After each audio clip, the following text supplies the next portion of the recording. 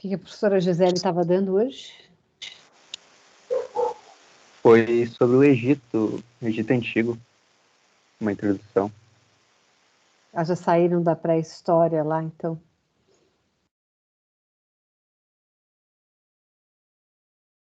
Então tá bom.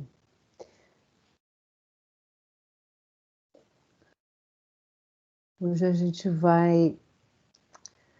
vamos ver a gente vai dar uma passeada geral por todos os estilos, um resumo, na verdade é um resumo, tá? A gente não é uma aprofundar, a gente não vai se aprofundar, a gente vai ver um resumo por todos os estilos mais conhecidos, todos não, mas a maioria dos estilos mais conhecidos de arquitetura, né? A gente vai ver estilos arquitetônicos e os principais deles, um pouquinho, uma pincelada em cada um deles, tá?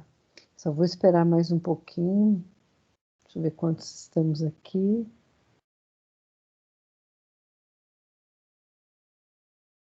8. Vou esperar um pouquinho mais. Enquanto isso, eu queria perguntar o que vocês entendem como estilo arquitetônico. Vamos ver quem que se arrisca. A Gabriela, você que é recém-chegada. O que você entende como estilo arquitetônico? Bom, acho que é o modo de cada projeto. Cada projeto tem uma diferença grande, tipo, um projeto mais rústico, sei lá. Tá, pode ser também. Mas, assim, em relação na história, né? Na história da arquitetura, cada período teve um determinado estilo, né? Então, na história da arquitetura, nós tivemos estilos arquitetônicos determinados. Então, nós tivemos estilo clássico, estilo renascentista, estilo românico, estilo gótico, né? Em cada um desses períodos históricos, então, a gente chama de estilos arquitetônicos em cada período da história.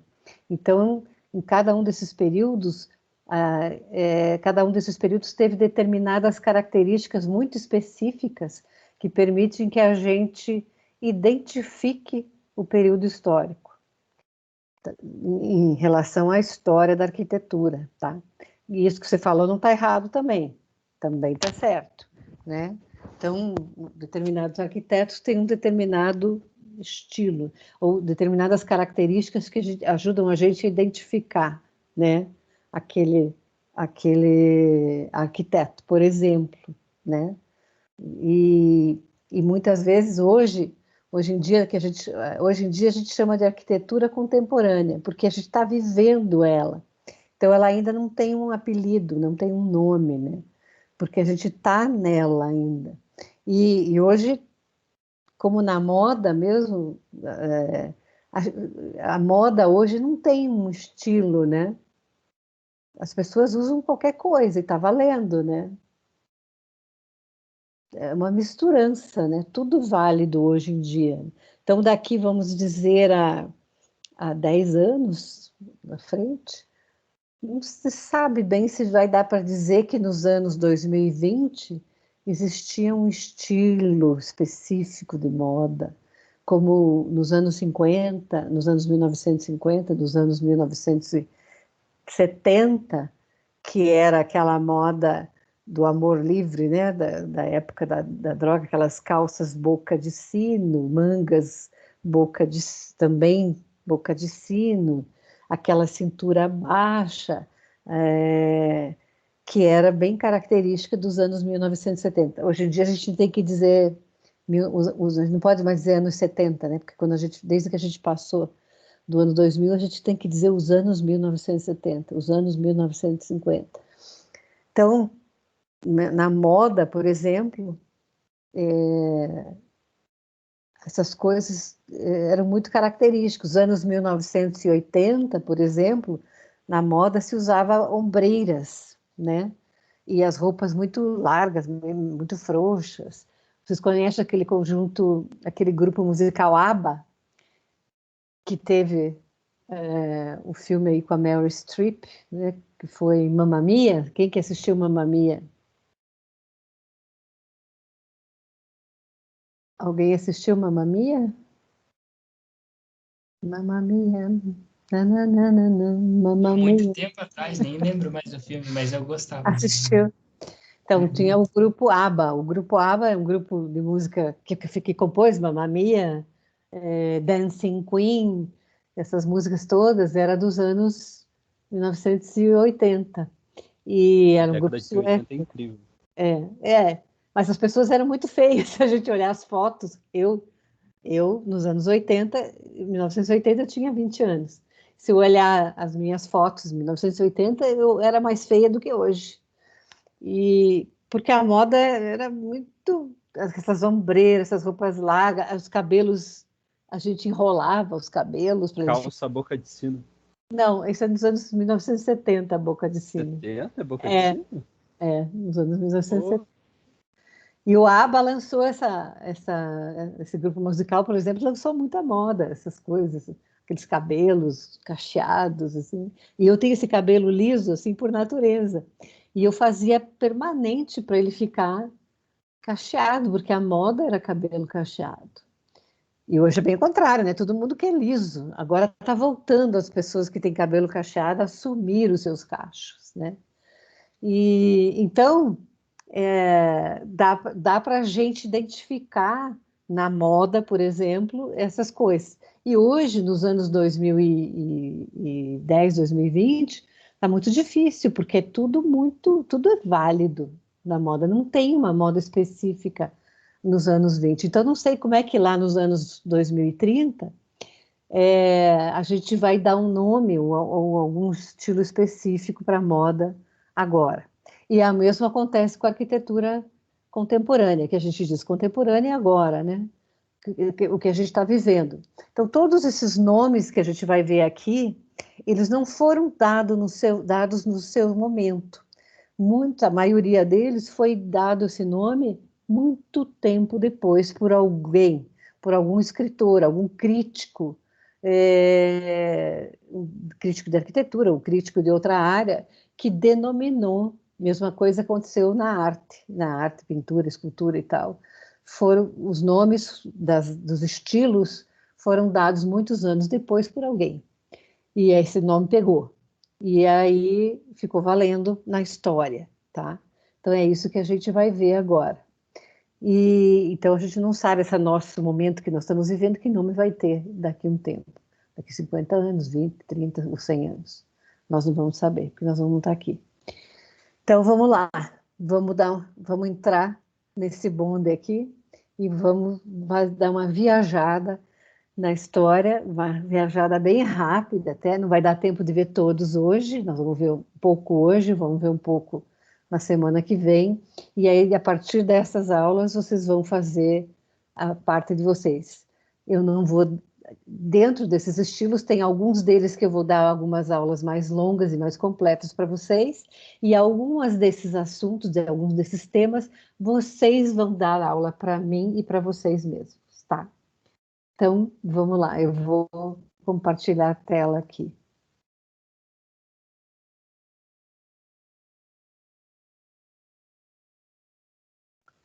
Então, estão vendo a tela?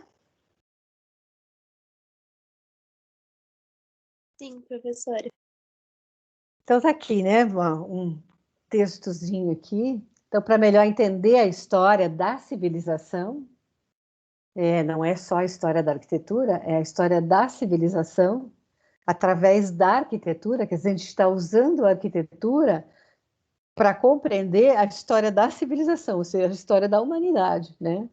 E de uma forma simplificada, né?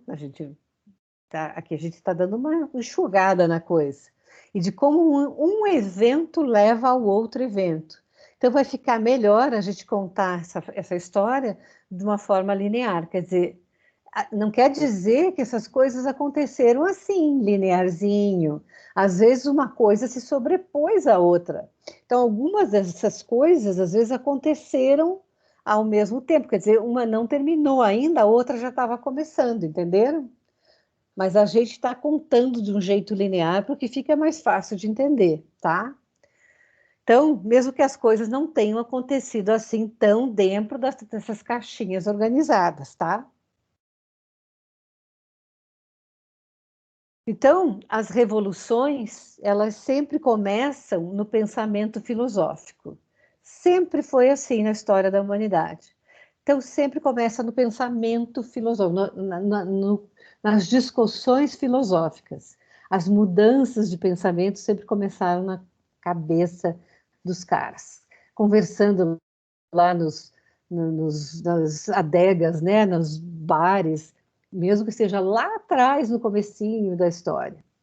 Nas conversas, né, a professora Gisele contou para vocês a pré-história, né, agora está lá no Egito. Então, sempre foram nas rodas, nem que fosse ao redor de uma fogueira. Então, as revoluções sempre começaram no pensamento e na conversa entre os homens. Os caras ficaram fomentando as ideias. Sempre foram lá, vocês já ouviram falar de Platão, né? Que era o cara que falava do mundo das ideias.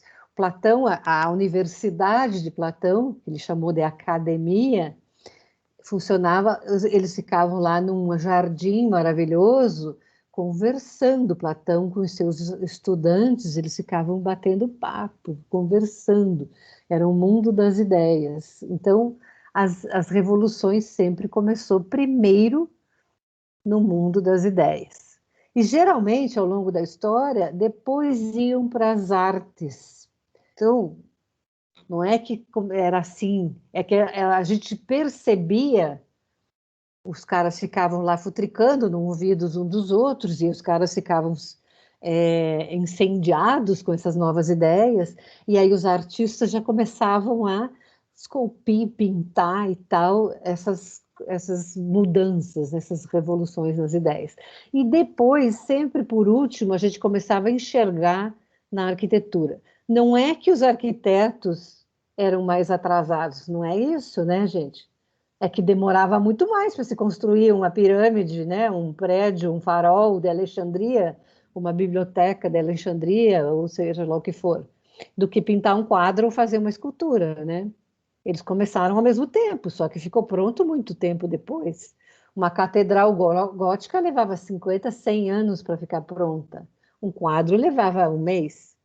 Não é que eles começaram muito depois, os arquitetos, eles não eram atrasadinhos, só que a obra de um arquiteto levava muito, muito mais tempo para ficar pronta e ser percebida. Entenderam? Então, as ideias eram fomentadas e todos partiam para realizar essas novas coisas, revoluções, né? E os novos estilos surgiram. Então, era assim. Na arquitetura aparecia depois, porque demorava muito mais tempo para ficar pronto, né? Então, só então, né? E talvez porque demore um pouco mais de tempo para aparecer, demora para construir, surge na arquitetura. Então, a gente não vai, eu não vou ficar lá, eu não vou me ater aos estilos da antiguidade, porque vocês estão vendo isso com a professora Gisele agora, que é o Egito Antigo, que é a Roma Antiga. Então, eu vou ficar no grego, porque o estilo clássico greco-romano dele vai partir os outros estilos ao longo da história. Então, eu vou ficar nele aqui. O Egito, Babilônia, todas essas coisas eu vou deixar com a professora Gisele, tá? Eu vou dar um avancinho aqui, porque o estilo clássico greco e o romano, porque os romanos vão copiar tudo dos gregos, porque para os romanos e porque os romanos conquistaram a Grécia, e eles amavam tudo que os gregos faziam e admiravam tudo que os gregos faziam, eles pegaram e copiaram tudo da arquitetura grega. Eles só avançaram um pouco mais, que vocês vão aprender com a professora Gisele. Eles avançaram um pouco mais em termos de estruturas, tá? Então, aqui tem, ó, na Grécia, entre os séculos 7 e 2 antes de Cristo. E depois ela vira greco-romana, porque a Roma, o Império Romano conquistou a Grécia, de 2 a 7 depois de Cristo, tá? Que interessa aqui para nós, esse estilo clássico greco-romano. E aqui eu botei um desenho com um resumo do que interessa para nós dessa arquitetura, tá? Então, o que que tem lá de interesse, de muito importante para nós? As colunas, as fachadas, os frontões aqui, entablamento, colunas, tem as bases aqui, a base, ó, das colunas. Fuste é o pilar da coluna. Os capitéis, né? Tem o dórico, que é esse simplinho, o coríntio, que é esse aqui, com essas folhas, e o jônico, que é esse aqui, tipo um chifre de bode, tá? Tem arquitrave, que é isso aqui do frontão, tem frisos, tem todos esses nomes. Métopa, que é esse espaço entre os triglifos, são 3 grifos sempre, e todos esses nomes, a cornija, e é isso tudo aqui, ó. Então, a arquitetura clássica greco-romana, então são os edifícios da Grécia Antiga. Então, a Grécia, voltei a repetir aqui as datas, entre o século 7 e 2 a.C., e a greco-romana, ou seja, que se fundiu a arquitetura romana com a arquitetura greca, entre os séculos 2 e 7 depois de Cristo. Então, os principais edifícios que eles construíam eram templos.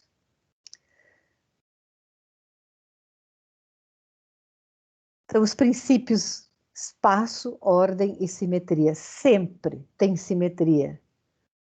As colunas eram essas que eu falei, a dórica, a jônica e a coríntia, tá? Então, aqui alguns exemplos. Stua de Atalos, fica aqui na... Essa aqui, Ágora era um espaço grego, mas também aqui era uma cidade, tá? É o mesmo nome. Outros exemplos que todo mundo conhece, né? Partenon de Atenas, e aqui o Templo Hefesto, que fica nessa cidade de Ágora. Então, é a arquitetura clássica. Aqui a arquitetura já greco-romana. Por que que os romanos avançaram muito mais do que os gregos? Vou dar aqui um exemplo. A estrutura grega, os gregos conheciam as colunas e conheciam... Isso aqui são colunas, gente, para vocês já irem aprendendo. Colunas sempre são os suportes verticais de uma estrutura, tá? Sempre vertical. Provavelmente vocês já viram gente da família de vocês chamando isso aqui colunas ou pilares, que é a mesma coisa. Colunas e pilares são a mesma coisa, tá? São os verticais, que suportam vigas, que são horizontais.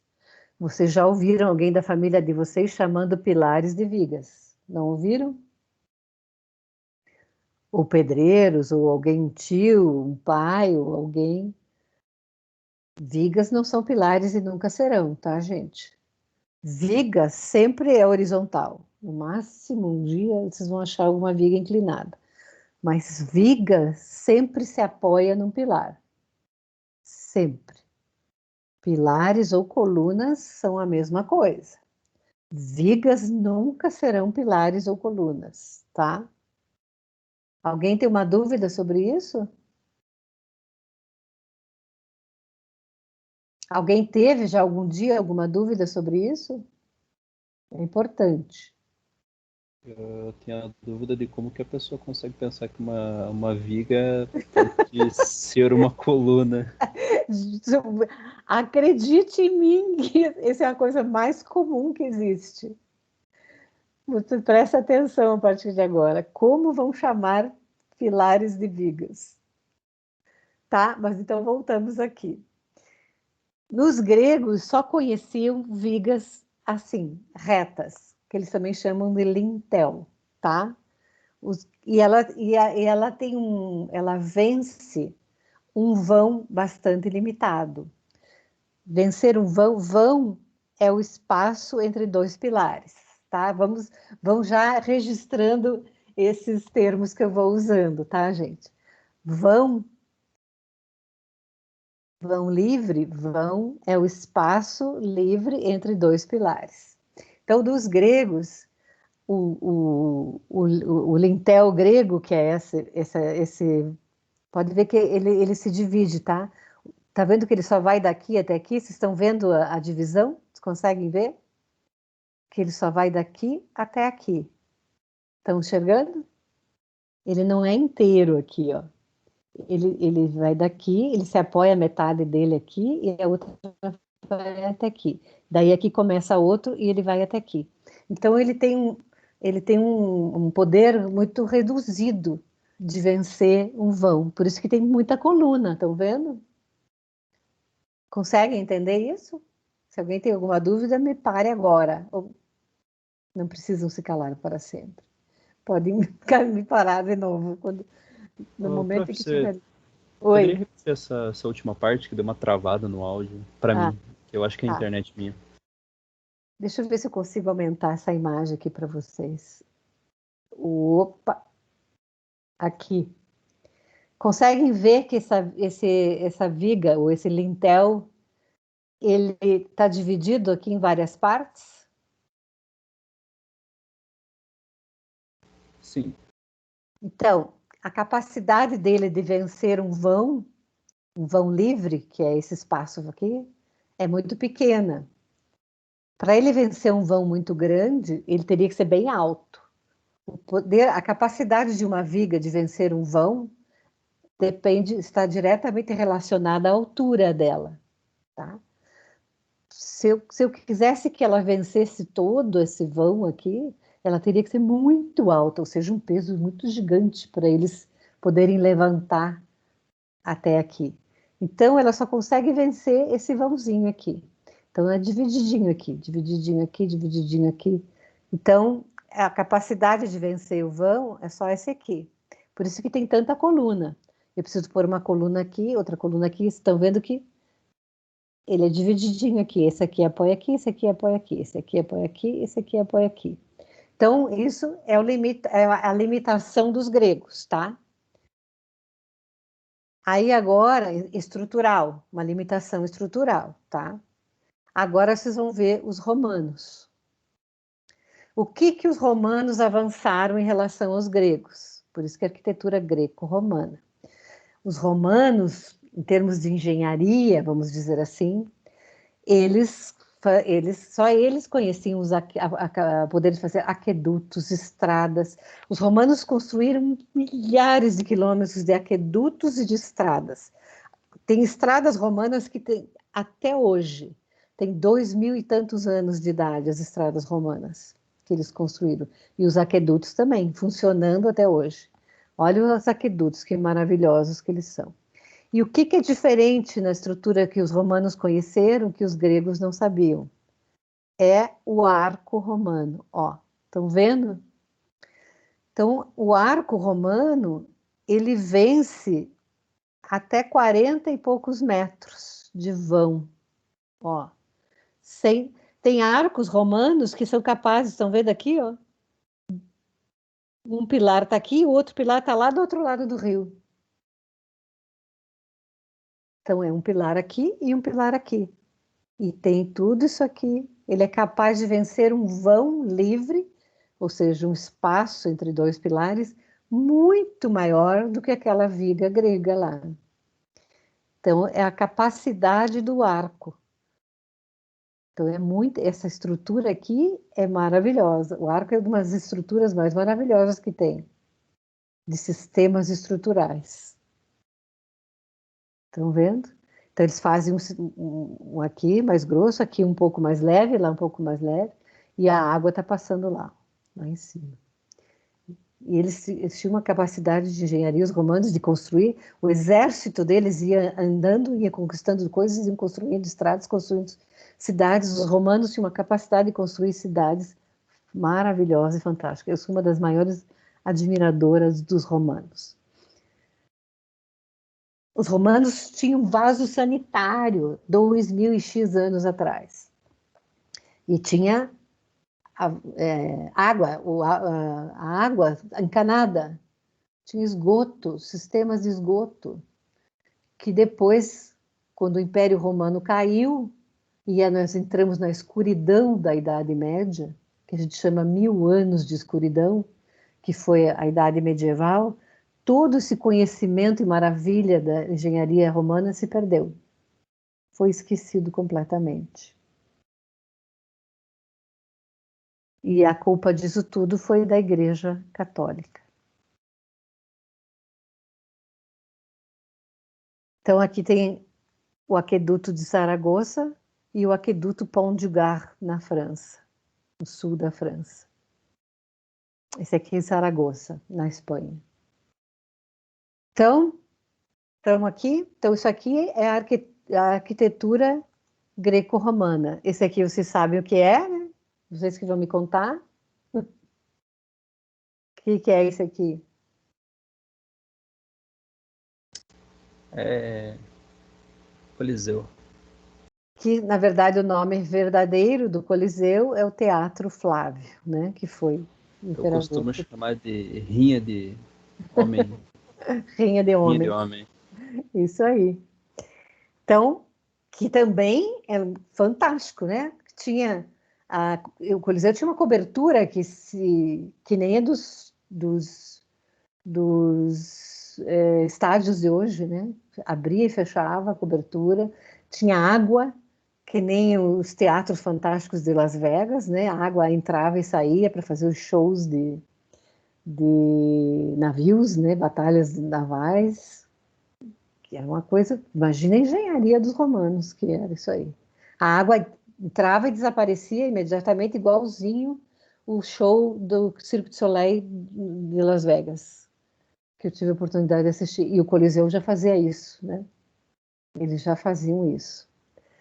E esse aqui, que é o meu preferido de todos os tempos, que é o Panteão de Roma, que é um projeto do próprio imperador Adriano, no ano de 120 depois de Cristo, 121 depois de Cristo. Essa cúpula tem 42 metros de diâmetro e até hoje, ela é a maior cúpula do mundo sem estrutura metálica, sem o uso de estrutura metálica. E ela serviu de inspiração para todas as cúpulas grandes, gigantes da história que vocês conhecem, que vocês já viram ou vão ver aqui nessas aulas, e que vocês pesquisem. Esse óculo aqui é aberto, né? Chove dentro, e tem eu tenho um livro meu publicado, 2, sobre isso aqui, só sobre isso aqui, só sobre o Panteão de Roma. É cheio de metafísica aqui, cheio de coisa em cima desse templo aqui. Cheio de curiosidades, geometria sagrada do cosmos, que foi calculado aqui pelo próprio imperador. Então é fantástico. E a coisa que não caiu, né? Nunca caiu. Então é maravilhoso essa obra aqui. Esse é o meu preferido, não é à toa que eu escolhi. Aqui é a fachada dele. Então todo mundo achava, antes de descobrirem porque essa fachada está escrito aqui, foi em latim, está escrito foi Agripa quem fez. Mas era essa fachada que ela era pré-existente, né? E o imperador Adriano manteve. E ela é grega, essa fachada, mas o resto é romano, é todo circular. E aí descobriram os tijolos, né, de uma reforma que foi feita, e os tijolos estavam datados do império do imperador Adriano.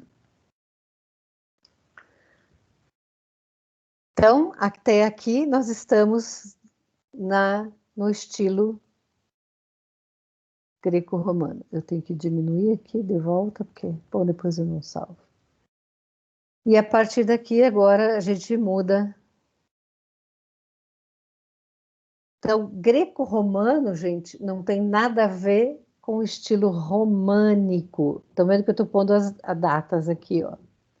O estilo românico, a gente já entrou na Idade das Trevas, agora. Por que na Idade das Trevas, aqui a gente já saiu da glória romana e está entrando na Idade Medieval. Aqui a Igreja Católica já botou as garras. Quando eu falo Igreja Católica, gente, eu não estou falando nada a ver com religião, tá? Não me entendo mal. Aqui a Igreja Católica, I com I maiúsculo, é como instituição. E ela é muito importante para nós em relação à arquitetura e às artes.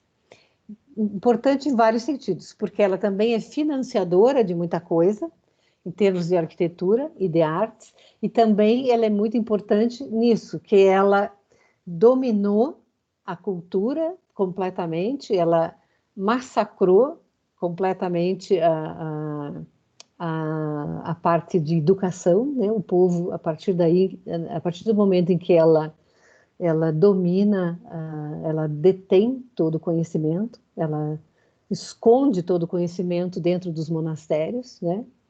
E aí a população passa a ser proibida até de saber ler e escrever. Tudo é proibido, tudo é demonizado, a mulher é demonizada, saber ler e escrever é demonizado, aprender as coisas é demonizado. Então, por isso que a Europa, né, cai nesses 1000 anos de escuridão, que se fala que a Idade Média são 1000 anos de trevas por causa disso. Então, dentro dos monastérios, os monges que detêm todo o conhecimento, e eles que escrevem e copiam todos os livros, só eles e os nobres, né, que só a eles é permitido todo o conhecimento e todo o aprendizado. E então todo aquele brilhantismo greco-romano fica para trás e fica perdido na arte e todo o mais, tudo que se sabia antes deixa-se de saber, a não ser pelos monges e pelos nobres. E aí, agora, estilo românico não tem nada a ver com romano, tá? Então, fica aproximadamente entre o século V e o século X, e é uma arquitetura completamente diferente. Então, aqui tem um exemplo de uma igreja românica. Ela é uma arquitetura extremamente pesada, ela não tem nenhuma decoração externa, principalmente são templos e monastérios, e as paredes são extremamente grossas, nunca tem, é fácil de reconhecer, não tem nenhuma decoração externa, interna também não. As janelas são sempre pequenas, então, para proteger-se de invasões, né, era o que se tinha de técnica para se construir, né, para se suportar, as paredes que suportavam, né, o edifício. Os edifícios tinham paredes muito grossas, resistentes, aberturas mínimas, arcos são semicirculares, ó. As igrejas, então, eram igrejas, monastérios, abadias, muitas são encontradas na Espanha, Portugal, França, Alemanha, Itália e outros. Aqui um exemplo, né, na Normandia, na França. Então, internamente, ó, é um ambiente escuro, pesado, angustiante. E essa também era uma ideia que os padres, né, o eclesiástico, eles queriam dar essa sensação de opressão. Que quando o fiel entrasse nesses espaços, eles se sentissem oprimidos, que eles eram pequenos, né? Pecadores. Era isso que se pretendia criar, essa sensação de pecado, de opressão. Deus era um ser opressor, né? A igreja também era opressiva, extremamente opressiva, né? Então, era isso que se queria criar. Vocês já ouviram falar da Inquisição? Que a igreja, Já. que se queimavam todos e matavam, queimaram todos os livros, né? Queimaram todos os hereges. Se eles definiam que alguém era herege, o herege era a pessoa que não acreditava em Deus, né? Não é que era, eles simplesmente escolhiam. Se você é herege, pronto, vai para a fogueira, né? Eram chicoteados, torturados e queimados, E a Inquisição... Cancelado. Hã? CPF Oi? cancelado. É. Mas a violência na Europa toda foi uma coisa mais extremíssima, tudo feito em nome de Deus, né? Então, em nome de Deus, a civilização, o ser humano cometeu as maiores atrocidades na civilização e ainda comete, né? Então aí os homens bomba e aí por aí afora, né? Tudo em nome de Deus, de qualquer Deus, né? Seja qual for. Então, é o que se pretendia com esses espaços. Estão vendo as janelinhas pequenininhas lá, ó? E as paredes, às vezes, tinham até 2 metros de espessura. Então, eram ambientes úmidos e escuros. Então, esse é românico, tá, gente? Não é romano, não é. É românico. E, ao mesmo tempo, tem algumas dessas obras gigantescas e maravilhosas. Não quer dizer que eram feias, não. Algumas delas são maravilhosas. Essa aqui é uma de influência islâmica. Eu tive a oportunidade de conhecer em Córdoba, na Espanha. Vocês vão ver, tem muitos filmes que usaram essa aqui de Córdoba como set de filmagem, né? É uma das mais maravilhosas. Ela tem uma misturança de estilos, porque ela tem essa influência islâmica, tem um pedaço já que é mais moderno, que é barroco, mas ela é românica, a parte de construção dela. Ela é lindíssima, gigante, gigante, gigante. A parte de fora dela vai dar para ver que ela é bem pesada, ó, e não tem decoração por fora. Olha aqui, ó, essas aqui são as pequenas, encontra-se muitas dessas, principalmente no interior da Espanha. O telhado é de madeira, né, sem nenhuma decoração por fora, janelas sempre em forma de arco, tá? Um semicírculo lá.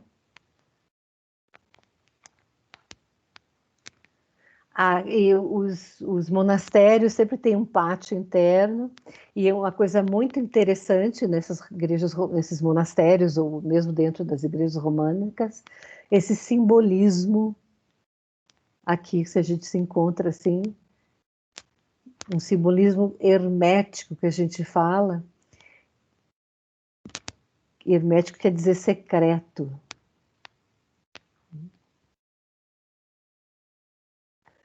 Então, as plantas tinham forma de cruz, geralmente, né? Abóbodas de aresta, uma coisa que vocês têm que aprender. Abóbodas de canhão quer dizer isso aqui, ó. É o nome técnico dela, tá? Abóboda de aresta é que quando se junta 2 abóbadas de canhão e forma uma aresta, ó. Essa linha que forma aqui é uma aresta. Então, o nome disso aqui é a duela. Isso aqui está escrito em espanhol aqui, mas é a pedra-chave aqui, ó. É essa aqui que encaixa aqui e faz com que toda a estrutura pare em pé e não caia. Essa é a pedra-chave. A pedra-chave de um arco e a pedra-chave de uma abóboda é aquela ali no meio, que faz com que a abóboda não caia, com que não caia toda a estrutura. Para construir isso aqui, eles fazem a estruturinha de madeira, vão armando isso aqui, e quando eles põem a pedra-chave, eles podem tirar toda a estrutura de madeira, porque não vai cair nada disso, sem argamassa. Não precisa argamassa.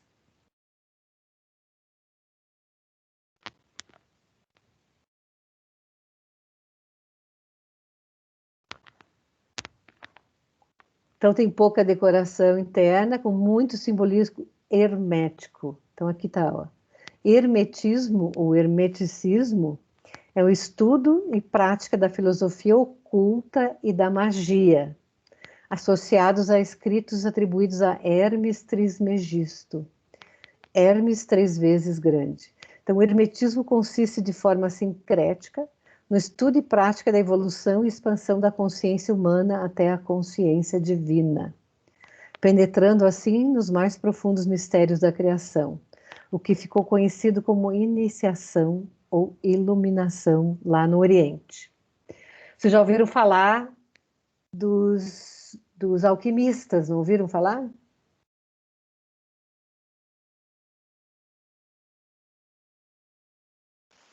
Já, prof.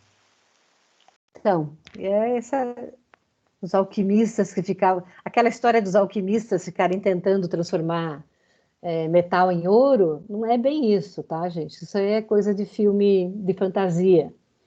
Alquimistas, na verdade, é mais isso aqui, tá?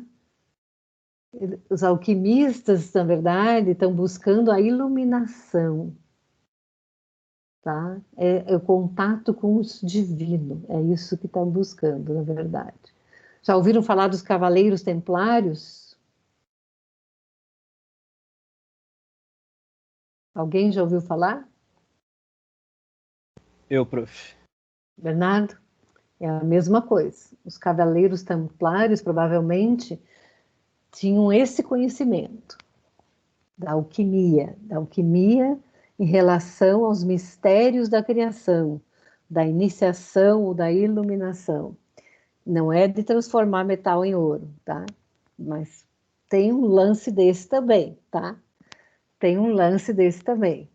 Então, tem alguns metais, por exemplo, como o ouro, ródio, rubídio, irídio, platina, que já se descobriu hoje e que os egípcios já conheciam, que são possíveis de serem transmutados. E é isso que os alquimistas buscavam, transmutar esses metais. E a transmutação, isso a ciência moderna já conseguiu descobrir como transmutar esses metais. A transmutação desses metais consegue transformá-los numa super... como é que a gente chama? Não é super energia, não é essa palavra, supercondutores. Isso, já li sobre isso muito, isso já foi provado, já conseguiram, e eles são supercondutores de energia, e os egípcios já conheciam isso. E o rei Salomão provavelmente já conhecia isso também. E agora a ciência moderna já conseguiu fazer essa transmutação. E o que acontece quando ele se transmuta esses metais? Ouro, ródio, rubídio, irídio e platina. Ele, quando se consegue atingir esse momento de transmutação, ele desaparece. E esses cientistas modernos já acharam que a dúvida era, ele desaparecia, eles achavam que agora não lembro se ele ficava invisível. Ele fica invisível, mas ele está ali ainda. E daí, já fizeram testes lá, acho que aqueles trens do Japão, né? Eles usam supercondutores, é esse tipo de processo. Que eles não tocam os trilhos, já ouviram falar disso? É esse tipo de processo. Na verdade, ele está ali ainda, o metal, só que ele muda de...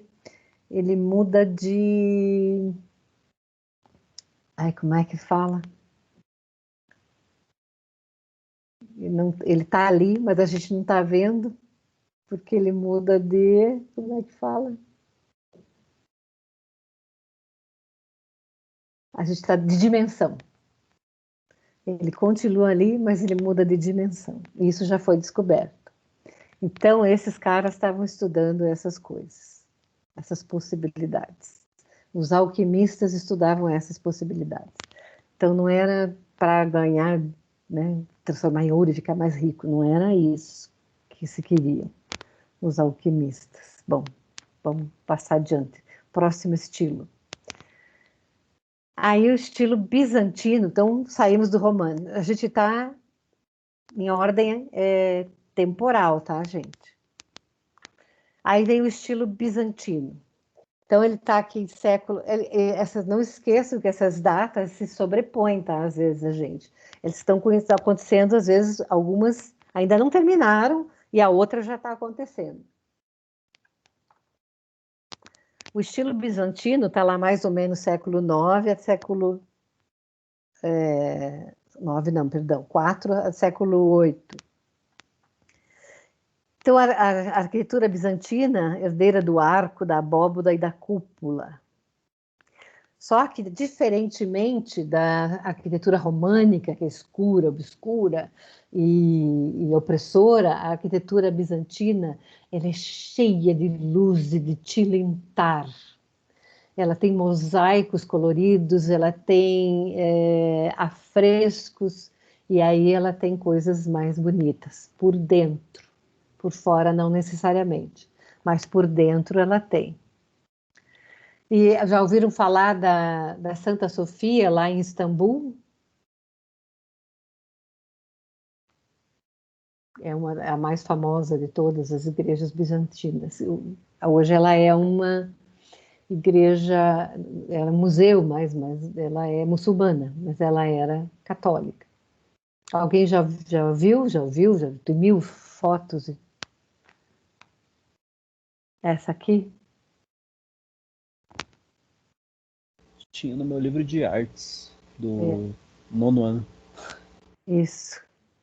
Então, olha a diferença. É diferente? Só que aqui já era o Império Romano, que o Império Romano do Ocidente, que em Roma, ele acabou em 400 e pouco, porque teve a invasão dos bárbaros. Só que ele tinha o Império Romano do Oriente, que sobreviveu lá, que foi em Istambul, que era Constantinopla naquela época. Que o imperador Constantino, o imperador romano Constantino, se chamava Bizâncio antes. E quando os romanos conquistaram lá Bizâncio, o imperador Constantino, 300 e pouco, lá, ele mudou o nome de Bizâncio para Constantinopla. E quando os bárbaros atacaram o Império Romano do Ocidente, acabou-se o Império Romano do Ocidente, em 400 e pouco. Mas o Império Romano do Oriente, que era Constantinopla, sobreviveu mais de 800 anos. E a Santa Sofia ficava lá. Então, lá ainda sobreviveu por muito tempo e tal. Mas tinham igrejas bizantinas no Ocidente, algumas tinham. Mas essa história aqui da Santa Sofia é muito interessante, é uma curiosidade, né? Então, o Império Bizantino tinha sua capital em Bizâncio, atual hoje é Istambul, mudou de nome 3 vezes, né? Ela era Bizâncio, passou a ser Constantinopla por causa do imperador Constantino, e hoje é Istambul. E em homenagem ao imperador, né, Constantino, fundou a segunda sede do Império Romano, enquanto esse chegava à sua decadência aqui no Ocidente. Após a queda de Roma, Constantinopla foi por 400 anos a maior cidade do mundo e foi a capital do império que resistiu por 1 milênio entre os séculos 5 e 15, enquanto a Europa Ocidental vivia o período desses 1000 anos de trevas daí, porque os bárbaros tinham tomado conta. Os bárbaros eram os povos do norte, né, que eram godos, visigodos e tal, porque os romanos chamavam eles de bárbaros, né?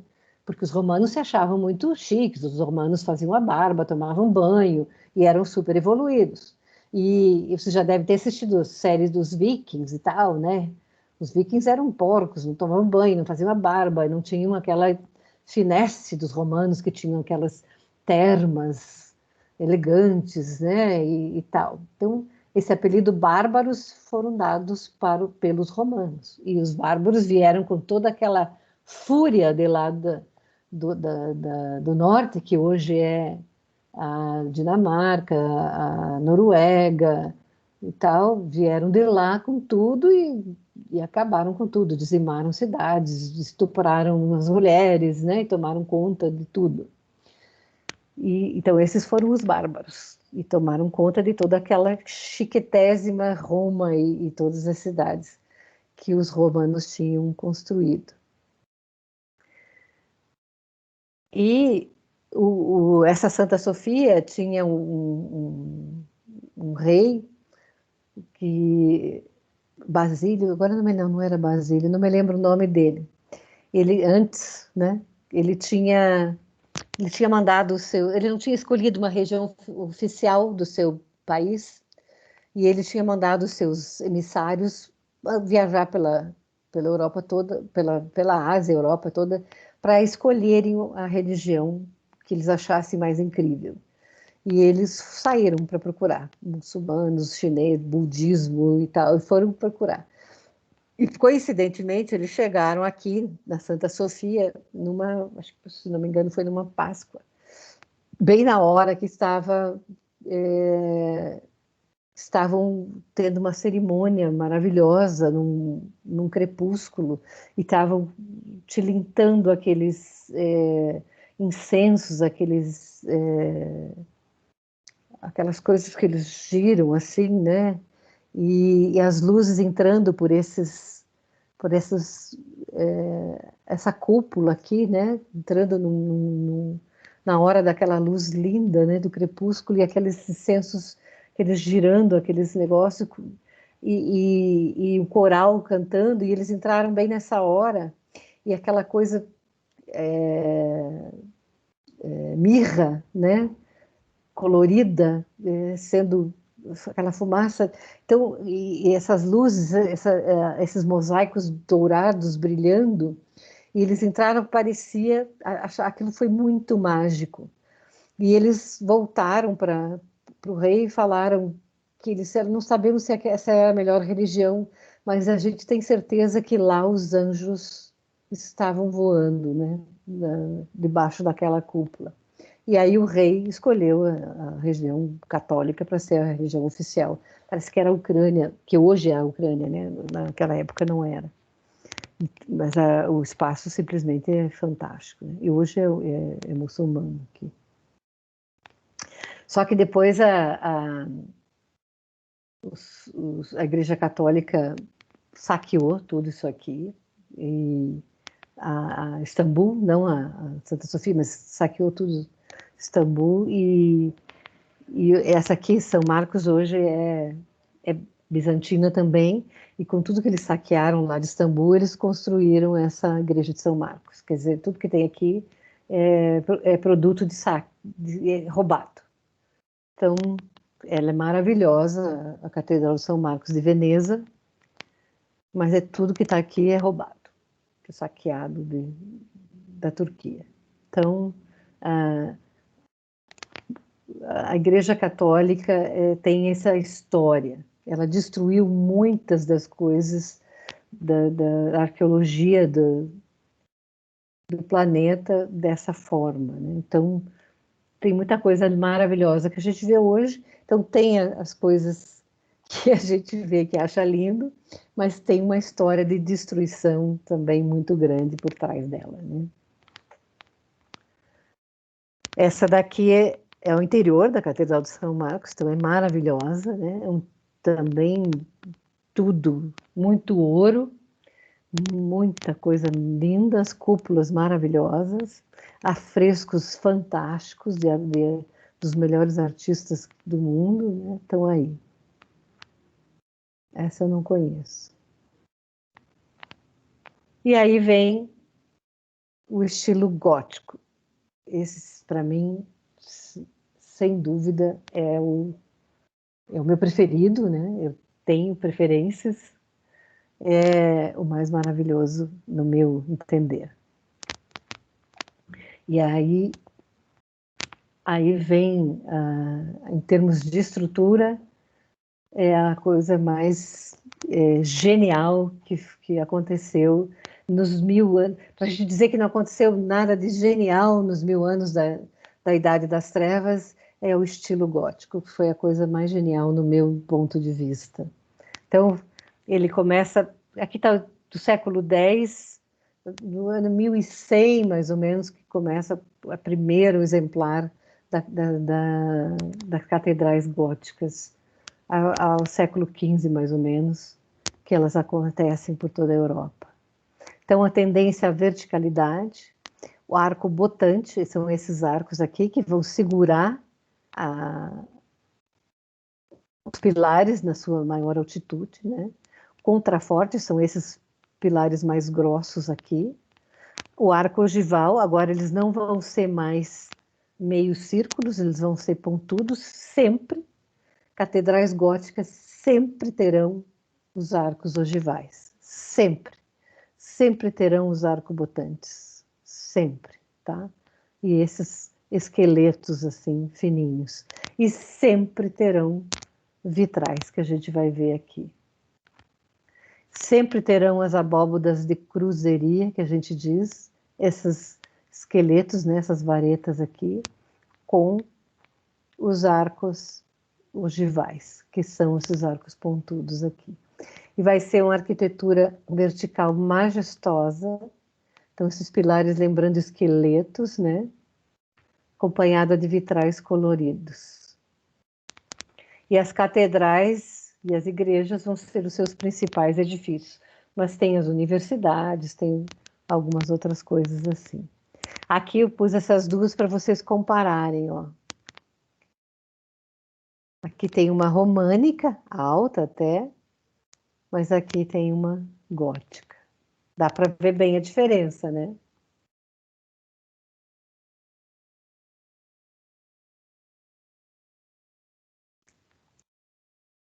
Então, arcos ogivais, contraforte, é isso aqui, pilarzão grosso.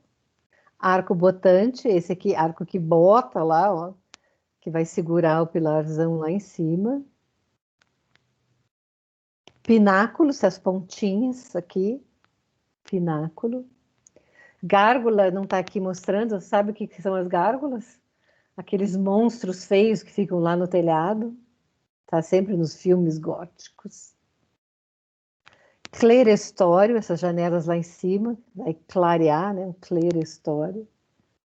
E o trifório são as janelas aqui intermediárias.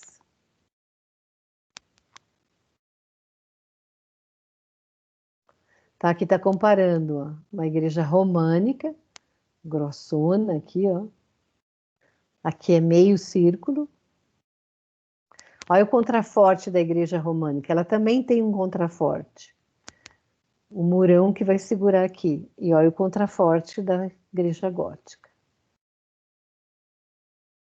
Ogival e meio círculo.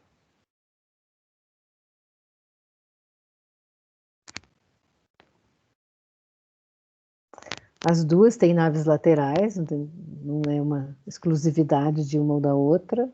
Essa é a nave central, isso é uma nave lateral, nave lateral. Capitel, capitel.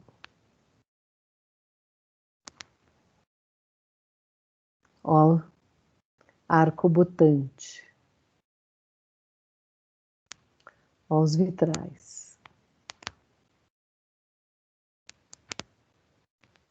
Ó as gárgulas. Uma gárgula, esse aqui é uma gárgula. Esse aqui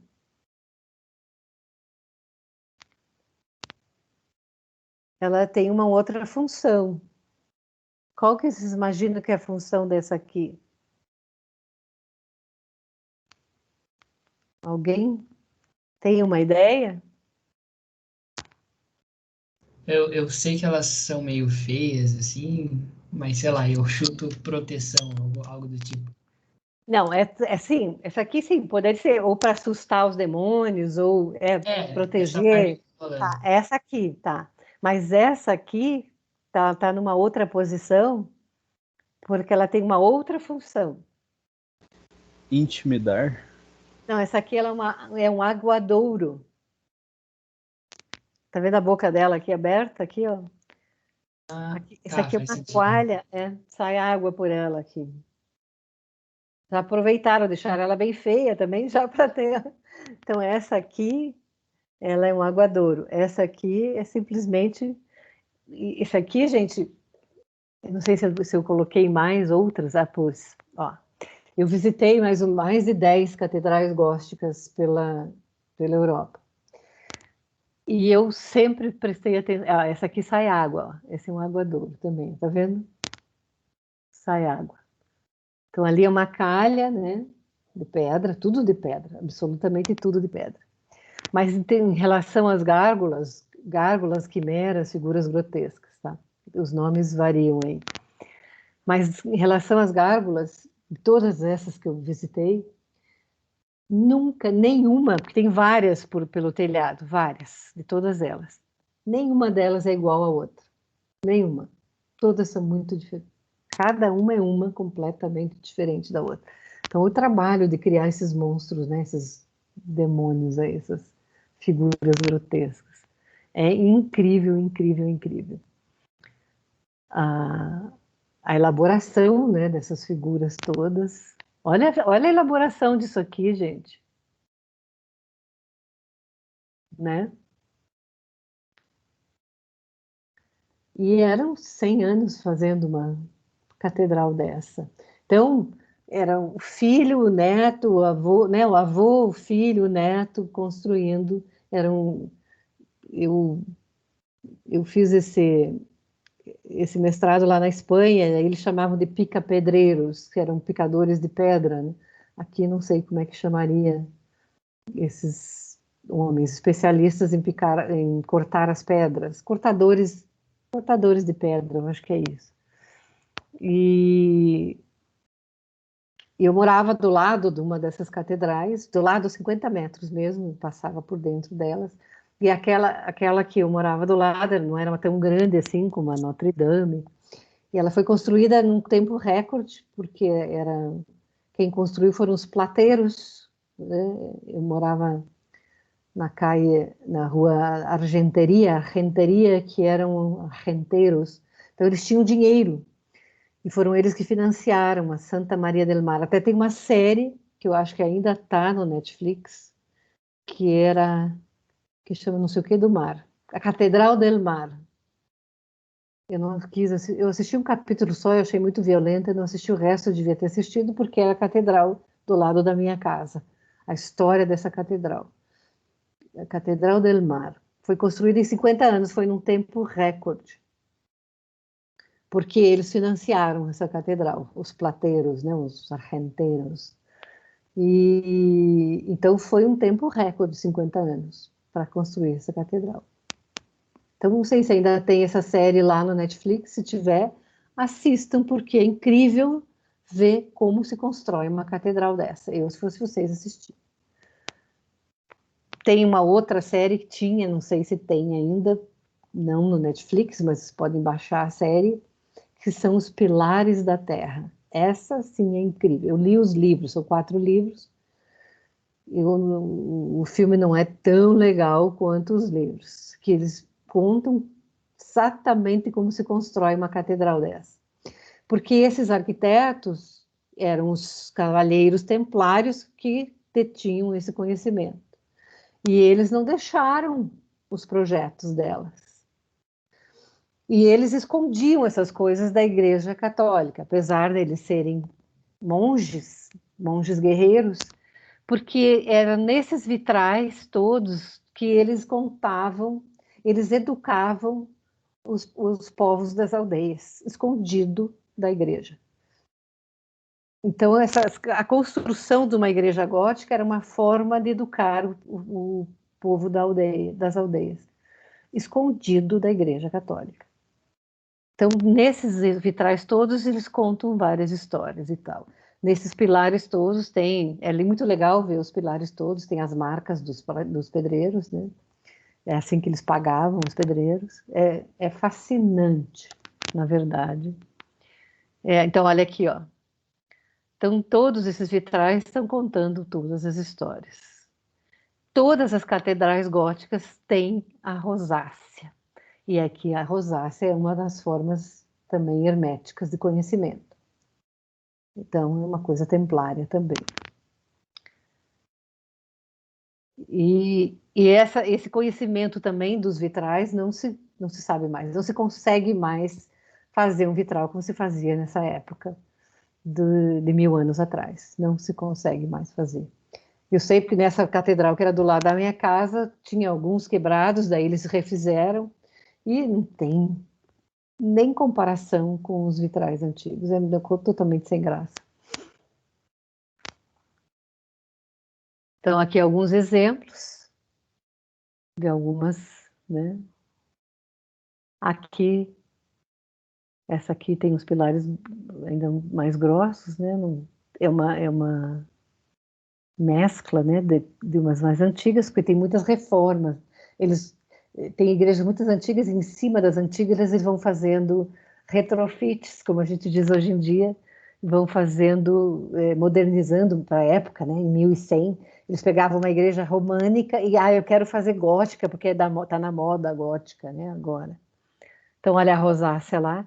Todas as igrejas góticas têm nas suas fachadas uma rosácea lá. É obrigatório para ser gótica. Essa é a minha preferida. É uma capela.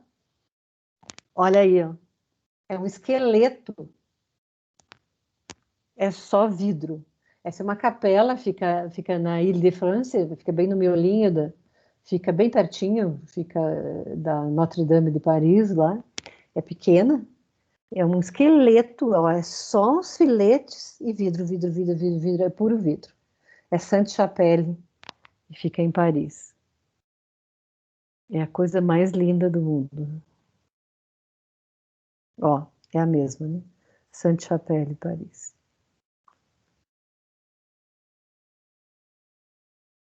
Eu tive a oportunidade de entrar aqui e estavam cantando no entardecer, estavam cantando uma Ave Maria, tem um troço. E aí, esse aqui eu não vou entrar hoje, o estilo renascentista merece mais tempo. Daí a gente vai deixar para a aula que vem.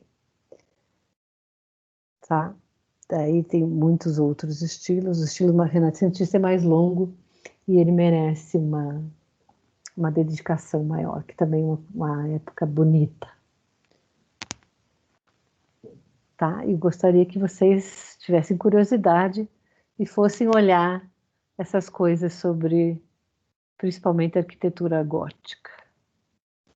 Professora, eu sei que a igreja, essa igreja gótica, eu sei que durante a Segunda Guerra Mundial ela foi o único lugar que não foi bombardeado.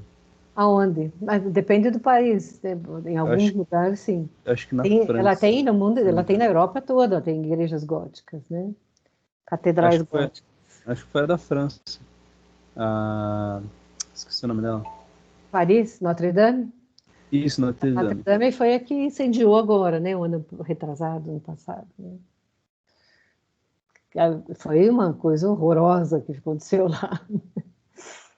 Essa foi um pecado mortal para aquele cara, que deve ter sido um cara, né? Que deixou incendiar lá, né? Estavam restaurando. Aquilo foi um horror. Mas tem catedrais góticas pela Europa inteirinha. Eu visitei mais de 10 das grandes, mas tem as pequenininhas também, como essa Sainte-Chapelle que eu mostrei para vocês aqui. E são as coisas mais fantásticas do mundo. É de você entrar, não sei se alguém conheceu alguma, se alguém teve oportunidade, e cair de joelho.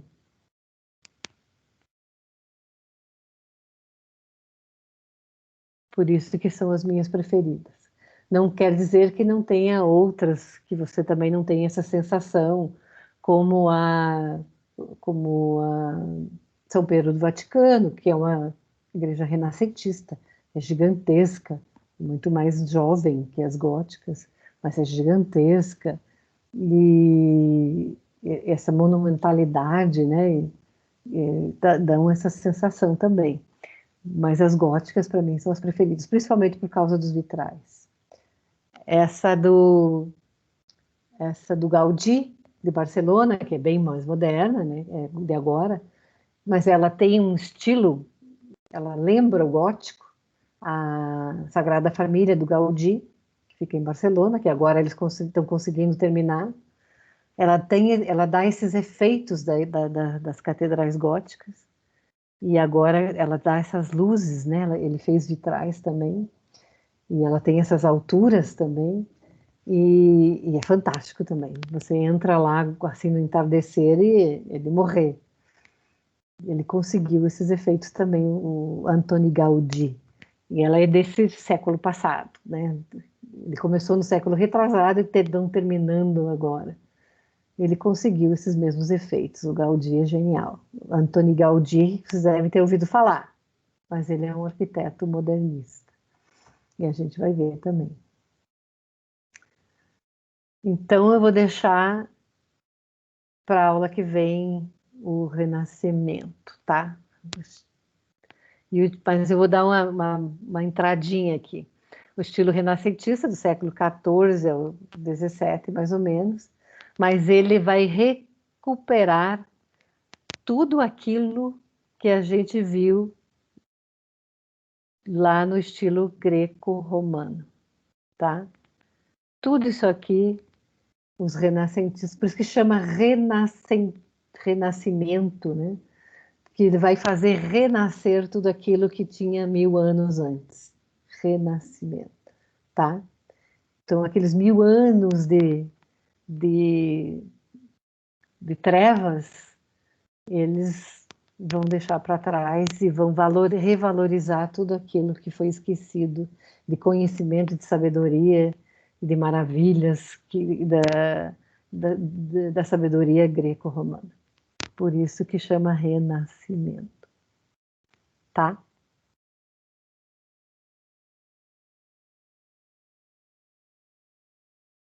Então a gente vai deixar para ver isso daí na aula que vem com mais calma e com mais detalhes. Eu quero ver se eu vejo um vídeo, tem um videozinho, daí eu mando para vocês, que eu gosto daquele videozinho. E aí eu mando antes para vocês começarem pelo videozinho. Tá bom?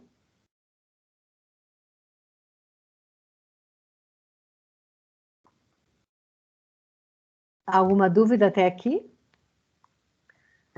Acredito que não, prof. Enchi vocês de informação? Mas vou deixar o vídeo lá também para vocês. Mas vocês vão ter trabalho, daí bastante coisa para fazer depois, tá? Mas vocês vão ter o PowerPoint, vão ter os vídeos, tá? Mas é uma passada por tudo mesmo, tá, gente? Depois vocês vão estar revendo tudo isso com a professora Gisele, as coisas mais dela de trás, e eu vou me focar nas coisas mais atuais com vocês, tá bom?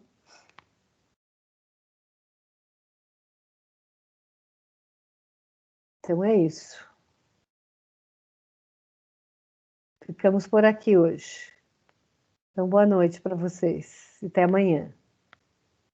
Boa noite e até amanhã. Boa noite, professor. Até amanhã. Até amanhã. Até Boa amanhã. noite, prof. Até.